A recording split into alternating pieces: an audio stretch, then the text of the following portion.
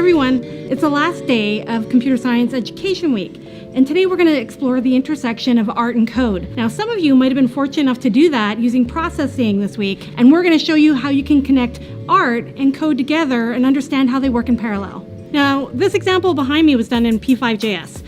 And it allows you to write a few lines of code in JavaScript, and it basically is just overlaying little dots on top of an image. It's just sampling the pixel colors. It's not a lot of code, but it visually gives you this amazing kind of effect. The intersection of art and code is really fascinating. Most people call it generative art, but there's so many things you could be exploring, whether it's open frameworks or processing, JavaScript. All those items are available to you, and you can start generating your own artworks just with a few lines of code. Thank you for joining us to celebrate Computer Science Education Week. We hope you found a little bit of inspiration amongst the laughs, and we look forward to see what you create on your own with code.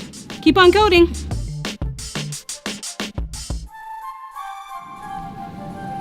What did you do there? Were you doing magic stuff? So like, is that IT magic? Were you actually just playing slots? Yeah. Looking like you're I just set up the casino. Yeah, just set up the casino there.